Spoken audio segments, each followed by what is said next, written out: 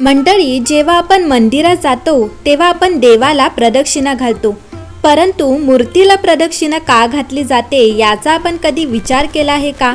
धर्मग्रंथात असे लिहिले आहे की ज्या ठिकाणी मूर्तीची प्राणप्रतिष्ठा झाली त्याच्या मध्यबिंदूपासून काही अंतरावर दैवी प्रभाव असतो. जेव्हा तो जवळ असताना अधिक गहिरा व दूर गेल्यावर कमी होतो. म्हणूनच मूर्तीला प्रदक्षिणा घातल्याने दिव्य सामर्थ्याच्या ज्योती मंडलातून निघणाऱ्या तेजाची प्राप्ती येते आणि या तेजाच्या प्रभावामुळे तुम्हाला एक विशेष प्रकारची दैवी शक्ती प्राप्त होते.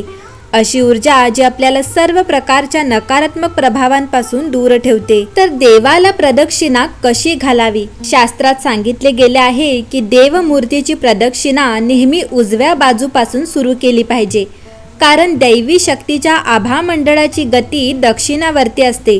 डाव्या बाजूने फिरत असताना दिव्य शक्तीच्या खगोलीय क्षेत्राची हालचाल आणि आपल्यामध्ये असलेल्या दैवी अणूत एक टक्कर होते, ज्यामुळे आपले तेज नष्ट होते.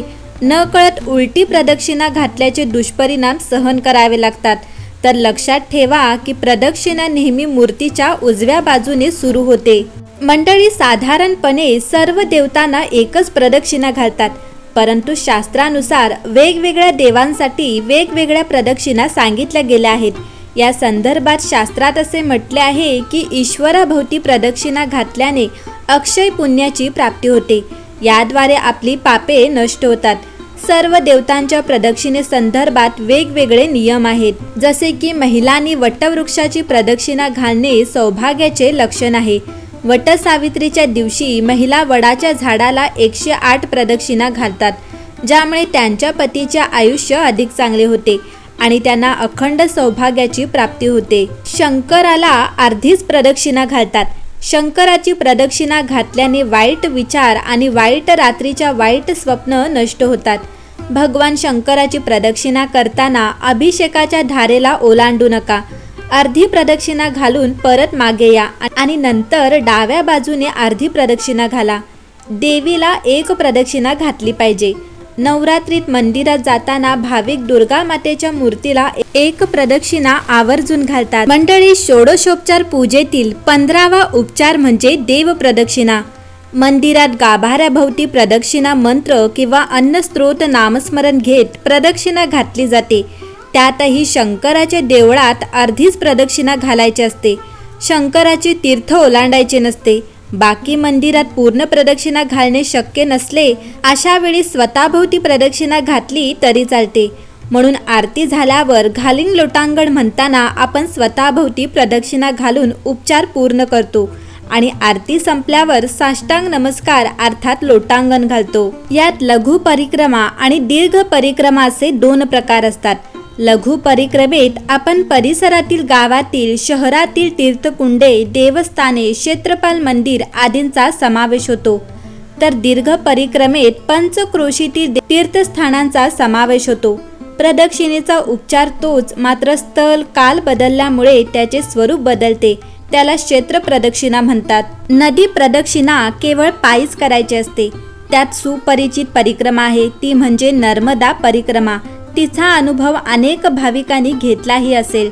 नदी परिक्रमेत त्याच नदीत स्नान संध्या करणे, तसेच नदीचे पाणी पिणे, माधुकरी मागून जेवणे इत्यादी नियम पाळावे लागतात. नर्मदेप्रमाणे कृष्णा, गोदावरी, तुंगभद्रा या नद्यांच्या प्रदक्षिणा प्रसिद्ध आहेत. नदी प्रदक्षिणेच्या प्रवासात विश्वरूप दर्शन घडते असे गीतेतही म्हटले आहे. हा अनुभव प्रत्येकाने आयुष्यात एकदा तरी याची देही याची डोळा अनुभवावा. प्रदक्षिणा घालण्यापूर्वी देवतेला प्रार्थना करावी.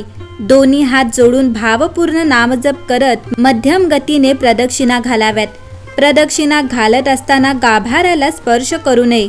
प्रदक्षिणा घालत असताना देवतेच्या पाठीमागच्या बाजूस आल्यावर थांबून देवतेला नमस्कार अवश्य करावा. प्रत्येक प्रदक्षिणा पूर्ण झाल्यानंतर थांबून देवतेला नमस्कार करून मगच पुढील प्रदक्षिणा घालावी. प्रदक्षिणा सुरू झाल्यानंतर मध्येच थांबू नये.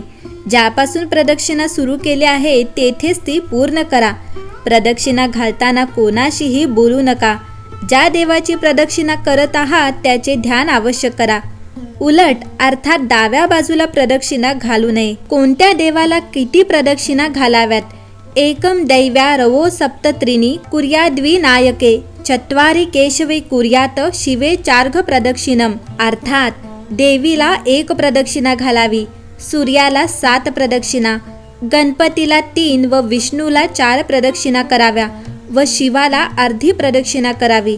शिवाच्या अर्ध्या प्रदक्षिणेची रीत अशी: शिवाच्या अभिषेकाचे जल गाभाऱ्यातून ज्या नालीने बाहेर सोडले असेल तिथवर प्रदक्षिणा करावी आणि ती नाली न ओलांडता परत फिरून देवापुढे यावे. हिला सोमसूत्री प्रदक्षिणा असेही म्हणतात. हनुमानाला 3 प्रदक्षिणा घालाव्या, सूर्य मंदिराला 7 प्रदक्षिणा घालाव्यात. तर मंडळी, प्रदक्षिणा कशी करावी त्याविषयी काली पुराणात पुढील श्लोक दिला आहे. प्रसार्य दक्षिणम हस्तम स्वयं नम्र शिरः पुनः दक्षिणम दर्शयन पार्श्व मनसापीच दक्षिणः. अर्थात उजवा हात पुढे पसरून व नतमस्तक होऊन आलेले दक्षिण अंग देवाला दाखवीत आणि मनानेही दक्षिण म्हणजे ऋतुवृत्तीचे राहून प्रदक्षिणा करावी. ज्या देवाला प्रदक्षिणा घालता येत नसेल त्या स्वतःभोवती वर्तुळ भ्रमण करून प्रदक्षिणा घालतात. पण अशा प्रदक्षिणेत देवाला पाठ दाखवली जाते, त्यामुळे अशी प्रदक्षिणा शक्यतो टाळावी असे सांगितले जाते. प्रदक्षिणेचे महात्म्य वराह पुराणात सांगितले आहे. जे भक्तियुक्त अंतकरणाने देवाला प्रदक्षिणा करतात त्यांचा यमलोक टळतो व ते पुण्यवंतांच्या गतीला जातात.